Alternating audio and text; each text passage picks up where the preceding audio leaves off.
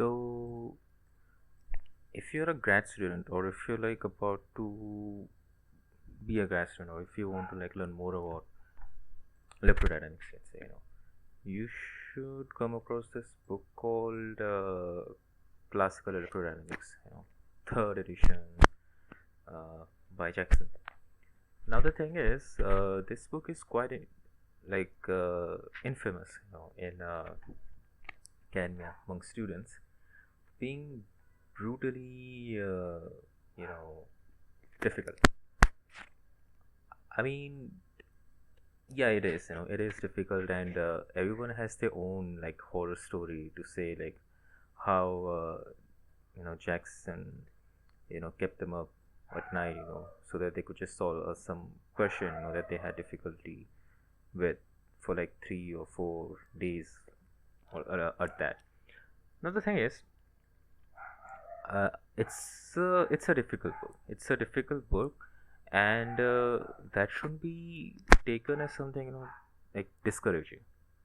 I myself had a lot of issues early on, especially given the fact when I was in my bachelor's, I kind of slacked off when it came to E&M specifically.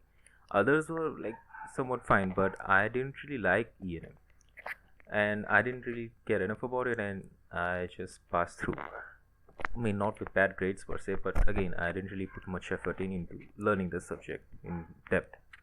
But Jackson is a book, which is very, it's difficult, but that sort of complemented by the fact that it's concise. So if you really want to like learn something about it, then you would have to like really pay attention to every single word that you read through it. So yeah, I mean, it's a good book. You should never be discouraged to go through it, and it's not the sort of book which you would be able to like go through completely in just one semester. Even with help, from a professor, we ended up having. I mean, I couldn't like solve every single question in its exercise. I mean, you just can't.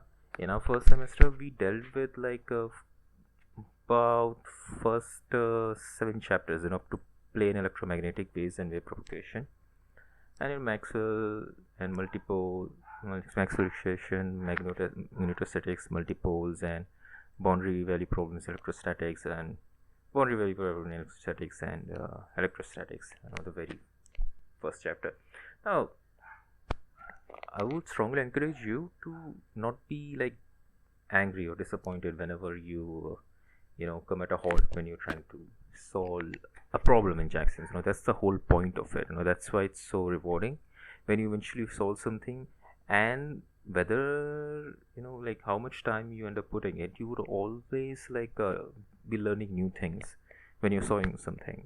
You would develop new intuitions. You would learn to look at any given question in a different light, and that's why I think it's a very good book. It's a masterpiece in its own, like a lot of people say, and that has to do with the fact you get rewarded if you keep with it. And obviously, if you want to go with some other choice, it's not bad. But a lot of people still reject Jackson. I still did. I still do sometimes. But if you give it a try, and if you just keep with it, and if you learn to be a little bit masochistic, this is a good enough book. It's not just good enough, it's very, very rewarding.